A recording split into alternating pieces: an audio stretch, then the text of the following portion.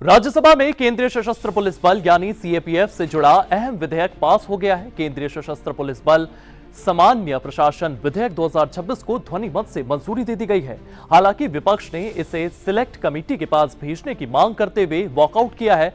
इस बिल का मकसद देश के सातों सीएपीएफ बलों के लिए एक सामान्य प्रशासनिक और सेवा नियम लागू करना है। साथ ही सीएपीएफ और आईपीएस के बीच समन्वय लाकर देश की आंतरिक सुरक्षा को और मजबूत करना है। सीएपीएफ में ग्रुप ए जनरल ड्यूटी अधिकारियों के लिए एक समान एकीकृत ढांचा स्थापित करता है।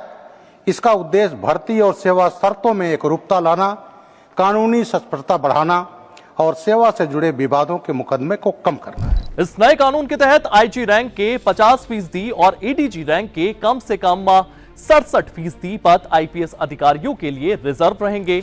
बिल सुप्रीम कोर्ट से उस आदेश के बाद लाया गया जिसमें कहा गया है कि सीएपीएफ में आईपीएस की भागीदारी जरूरी है और अनुभव के साथ लीडरशिप को ध्यान में रखते हुए ये प्रावधान किया गया है। तो सरकार ने व्यवस्था की है कि आईजी के लिए 50% पद सहायक कमांडेंट संवर्ग से भरे जाएंगे और 50% आईपीएस से।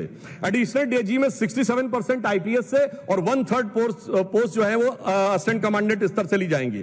डीजी पद पे जो रहेंगे वो आईपीएस अधिकारी रहेंगे।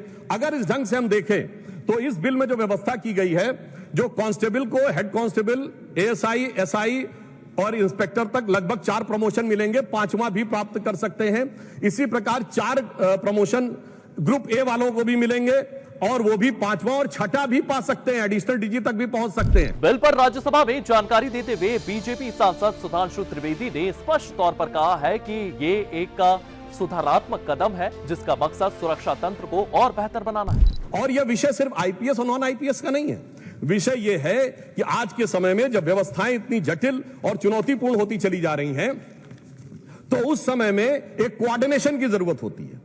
अगर आपको एनआईए के साथ भी कोऑर्डिनेट करना है, बीएसएफ को, और उधर स्टेट पुलिस के साथ भी कोऑर्डिनेट करना है, तो जिन लोगों को स्टेट पुलिस में धरातल पर काम करने का भी अवसर मिला हो और दूसरी एजेंसीज में भी वो समान रूप से काम कर रहे हो, तो मुझे लगता है इस कारण से वो कोऑर्डिनेशन अधिक बेहतर और प्रभावी हो सकता है। इसलिए ही यह व्यवस्था की गई है। सीएपीएफ अधिकारियों को अब तक सबसे बड़ी शिकायत रही है प्रमोशन में देरी और करियर का ठहराव।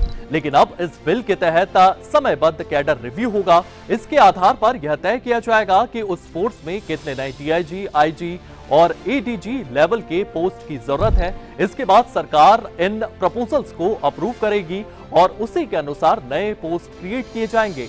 बिल के जरिए सीएपीएफ में आईपीएस अधिकारियों की भूमिका बरकरार रखते हुए आईजी स्तर पर 50%, एडीजी स्तर पर 67% और डीजी स्तर पर 100% पद डेप्यूटेशन से भरने का प्रावधान है। सीएपीएफ यानी सीआरपीएफ, बीएसएफ, सीआईएसएफ, आईटीबीपी और एसएसबी आज भी अलग अलग नियमों और अस्थायी आदेशों के तहत काम करते हैं, लेकिन ये बिल इसे नियमबद्ध करता है।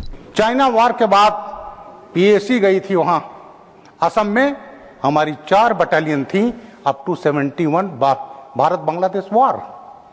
तो महोदय, ये जो आर्म फोर्सेज हैं, इसमें एक चीज होता है, एक अनुभव की जरूरत होती है। महोदय सरदार पटेल जी ने जब निर्णय लिया ऑल इंडिया सर्विसेज बनाने का, आर्टिकल 312 इंडियन कॉन्स्टिट्यूशन, तो उन्होंने कहा था this all India services are steel frame of the country. स्पष्ट है कि बिल के पास होने के बाद सीएपीएफ की संरचना और प्रशासन में बड़े बदलावों की उम्मीद की जा रही है। ऐसे इंफॉर्मेटिव न्यूज के लिए देखते रहिए सूर्य समाचार का डिजिटल प्लेटफॉर्म।